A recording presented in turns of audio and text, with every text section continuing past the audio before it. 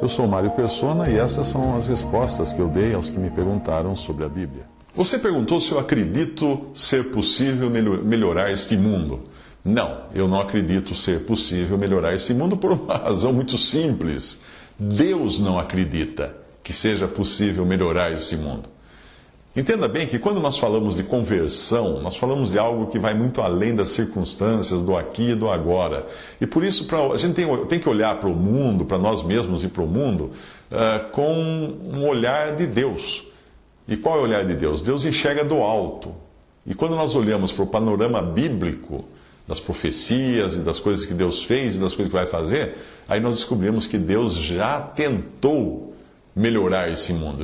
Deus já testou a humanidade de diversas maneiras, vendo se ia encontrar alguma maneira do homem, do ser humano, melhorar esse mundo, e Deus desistiu. Desistiu de esperar alguma coisa do homem. Então, essas diferentes maneiras que Deus usou para tratar com o homem costumam ser chamadas de dispensações, algumas delas nós chamamos de eras, diferentes eras.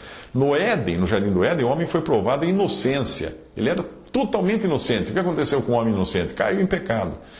Aí Deus veio com juízo e expulsou ele do paraíso. Como ele adquiriu a consciência através do conhecimento do bem e do mal, ele não permaneceu puro, ou falar assim, bom, já que nós erramos, vamos agora começar de novo. Não.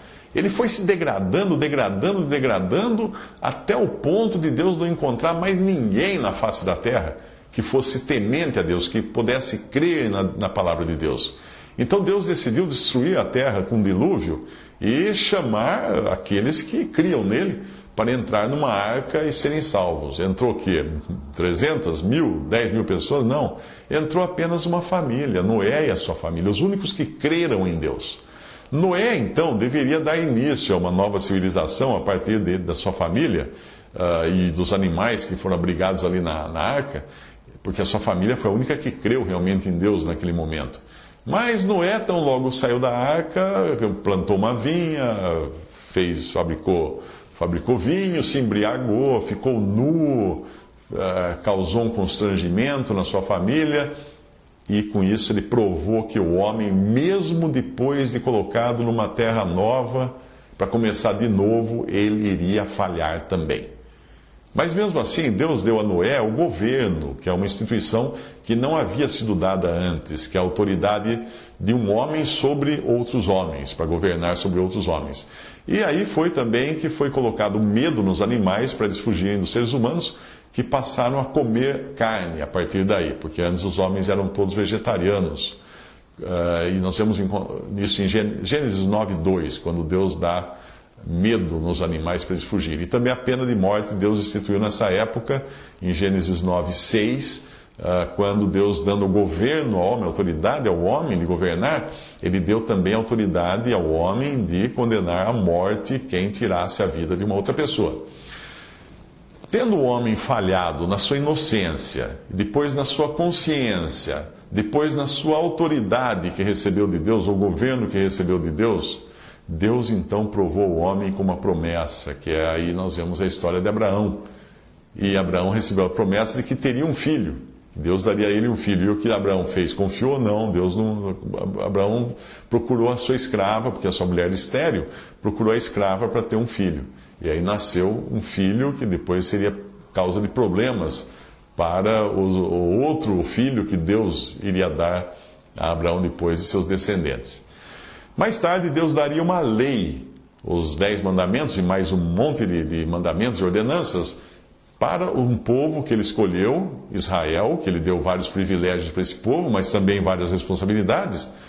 Porém, Deus estava dando a lei para Moisés no alto de uma montanha, e o que acontecia lá embaixo? Eles já estavam transgredindo a lei, já estavam idolatrando, fizeram ídolos para adorar, animais, bezerros para adorar. Bom, o que Deus fez então? Deus desistiu do homem.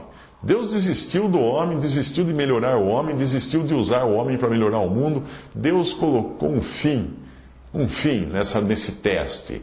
E aí, o que ele ia fazer para salvar o homem?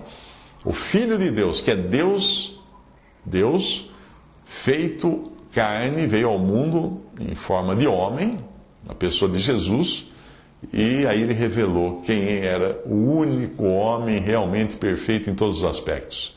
Ao invés de tentar melhorar o ser humano, Deus iria fazer tudo de novo, começando pelo homem. Não apenas mudando o ambiente dele, mudando o homem.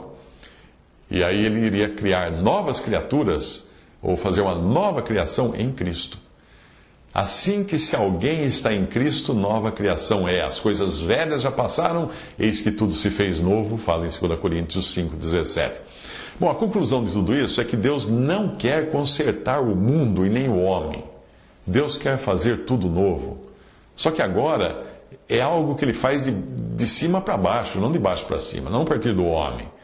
É uma ação de Deus, não uma ação do homem.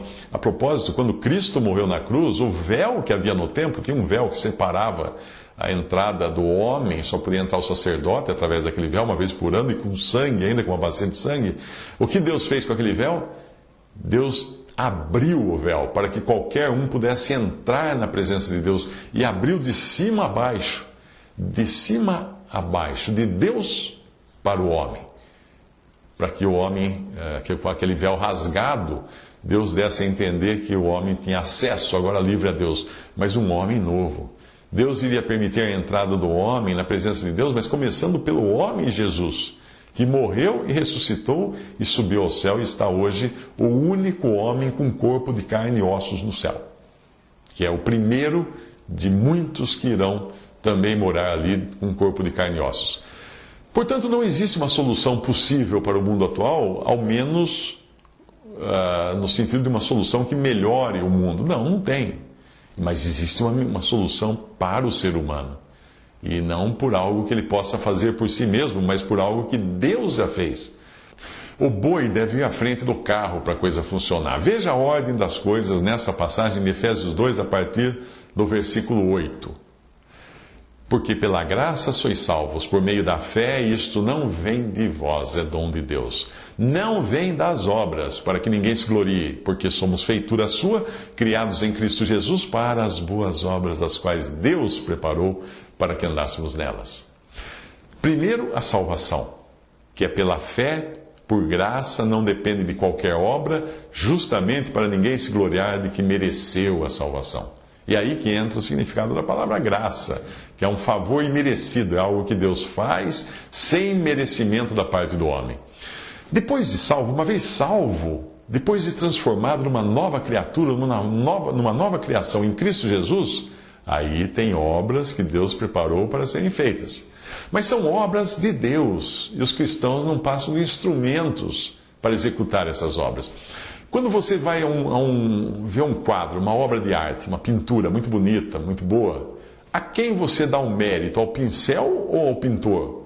Às tintas ou ao pintor? Será que você chega para o pincel e fala assim, pincel, que obra de arte que você fez, que pintura maravilhosa, ou as tintas, vocês são excelentes. Não, você vai dar os parabéns ao pintor, porque é mérito dele. A tinta, os pincéis, a tela, tudo isso ele usou, são instrumentos que ele usa, mas é ele quem fez a obra. E assim é com as boas obras que os cristãos fazem ou deveriam fazer. Todo mérito é dado a Deus, porque ele é quem realmente faz através dos cristãos nesse mundo.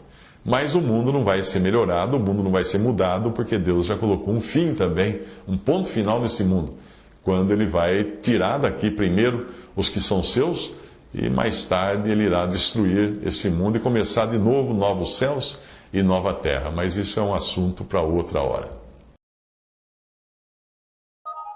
Visite respondi.com.br. Visite 3minutos.net.